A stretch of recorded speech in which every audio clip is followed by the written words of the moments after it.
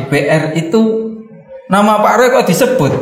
Saya tadi pagi saya conference call dengan pegiat media sosial namanya Roy Sakti dan Mr. Bird.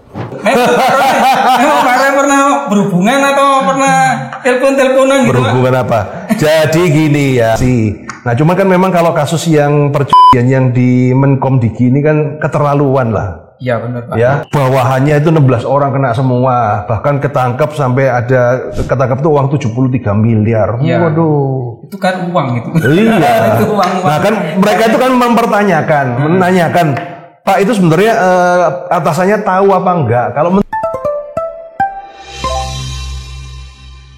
Oke, kembali lagi ke channel Roy Sakti. Halo Pak Roy. Lama nggak ketemu kita Pak. ya lumayan maksudnya lah. Di sini nggak pernah bahas ya. Nggak pernah bahas apa-apa ini. Nah, kemarin waktu lihat berita-berita di rapat DPR itu nama Pak Roy kok disebut? Saya tadi pagi saya conference call dengan pegiat media sosial namanya Roy Sakti dan Mr. Bird. Emang Pak Roy pernah berhubungan atau pernah telepon-teleponan gitu? Berhubungan apa? Jadi gini ya, jadi kan di anggota DPR yang baru ini, ya. Itu kan banyak teman-temanku yang masuk akhirnya jadi DPR. Oh, salah satunya adalah Bro Abraham Srijaya. Bro Ron nggak masuk, Bro Ron. Bro Ron nggak masuk. Nggak masuk, dia PSI, dia kalah dia. Tapi ada beberapa nama. Oh iya.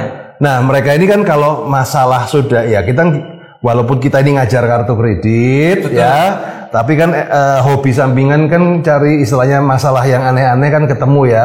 Mulai investasi bodong, kemudian judi online, pinjol dan lain-lainnya itu kan sebenarnya kan satu berhubungan. Betul. Nah, mereka itu mencari aspirasi diskusinya itu ya sama aku, gitu loh. Jadi buat teman-teman ya. Kalau Anda menyalurkan aspirasi lewat aku, ya kan, bukan berarti itu kita diam aja. Kita juga bergerak underground, tapi yang on-official, karena kan kita bukan anggota DPR. Ya. Tapi kan ketika kasus-kasus seperti ini, ya mereka sering diskusi. Ini sebenarnya kasusnya seperti apa? Karena kan kalau teman-teman DPR itu kan melihatnya kan dari atas ya kan. Kalau kita kan benar-benar yang di masyarakat ini kan. Nah, kan aku bilang bahwa kasus judi ini sekarang parah banget. Parahnya adalah apa? Ada beberapa curhatan dari murid-murid CCR, bahkan dari yang konglomerat. Oh iya, yang punya. Nah, itu Pak ya. Ya itulah gak usah disebut ya. Jadi gara-gara judi ini banyak membernya ataupun stafnya itu fraud. Ada yang cerita, saya itu punya manajer Pak, gaji itu udah 60 juta. Begitu kena judi, rusak semua.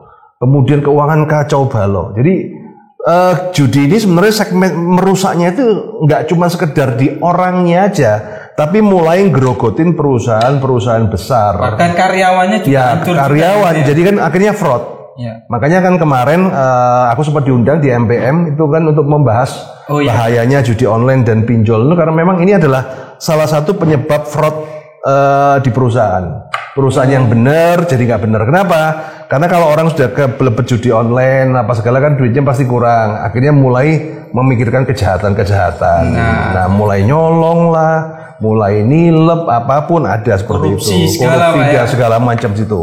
Tapi di satu sisi juga sebenarnya mereka itu antara gregetan tapi juga nggak bisa ngapa-ngapain. Ya.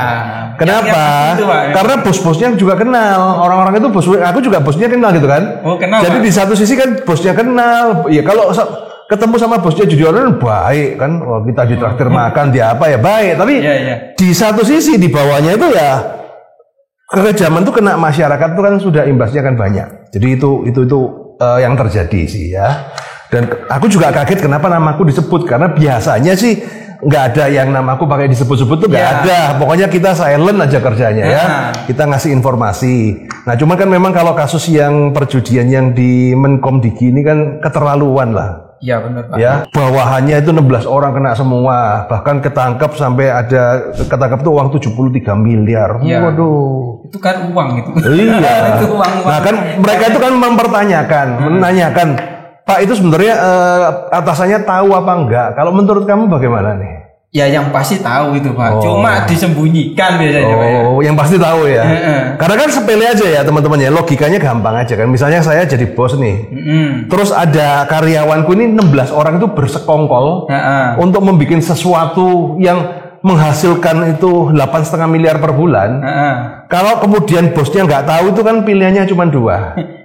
Satu, bosnya bener-bener goblok beneran, terus gobloknya itu sudah di bawah sadar sampai dia nggak tahu, kan goblok bener kan. Nah, atau pura-pura nggak tahu. Kan opsinya cuma 2 itu kan, nggak mungkin bosnya pinter. Nah kalau bosnya pinter ya kan, tahu kayak gini ya pasti tahu lah.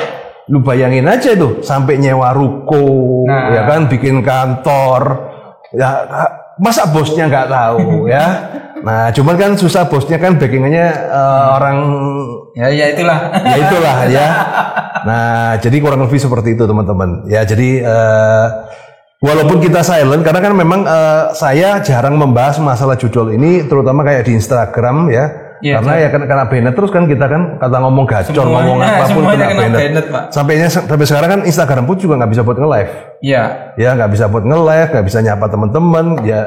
Makanya mohon maaf teman-teman ya, kalau di Instagram kadang-kadang ya isinya barang-barang nggak penting ya kan, ya ketawa-ketawa ya, gitu. Ketawa-ketawa aja ya, karena itu yang bisa gitu kan. menghindari yang namanya banned. Ini TikTok juga udah kena banned lagi, udah angkut ke-7, luar biasa. Nah teman-teman ya, nah kalau masalah di pinjol dan kartu kredit ya nanti kita akan bahas lagi ya. Santai aja. Saya sedang menyusun sebuah program untuk teman-teman semuanya supaya lebih tertata seperti apa. Tapi kalau mau ada yang daftar kelas pinjol Pak ya, bisa di sini, nanti kita akan bantu. Oke. Sip, sampai jumpa. See you guys.